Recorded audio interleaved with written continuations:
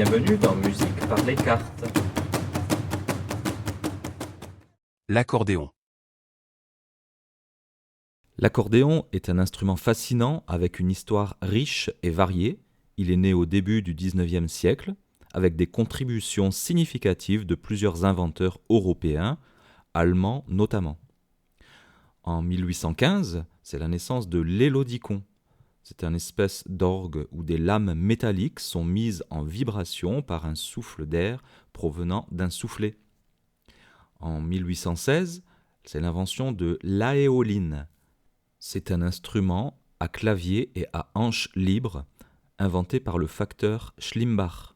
C'est une sorte d'orgue de petite dimension. Le fisharmonica est quant à lui un instrument à clavier équipé d'hanches libres s'apparentant à un petit harmonium, inventé en 1818 par le facteur Haeckel. En 1829, l'Autrichien Cyril Demian a déposé un brevet pour un instrument appelé accordillon, qui pouvait jouer des accords en tirant ou en poussant le soufflet. Cet instrument était un petit accordéon diatonique. Plus tard, en 1841, le Français Louis-Léon Douce a déposé un brevet pour un accordéon harmonieux, un accordéon chromatique, capable de jouer toutes les notes de l'échelle. Les premiers instruments à hanches libres, comme le sheng chinois, datent de 2000 ans avant Jésus-Christ et sont considérés comme des ancêtres de l'accordéon. Cependant, le lien direct entre ces instruments asiatiques et l'accordéon moderne n'est pas évident. Aujourd'hui, l'accordéon est joué dans le monde entier et est un élément important de nombreux genres musicaux. L'accordéon est un instrument qui respire, un instrument à vent, avec soufflet et hanches libres, c'est le même principe que l'harmonica. Il est né au milieu du XIXe siècle, en même temps pratiquement que le train. C'est un instrument qui est étroitement lié à l'idée qu'on peut se faire du voyage.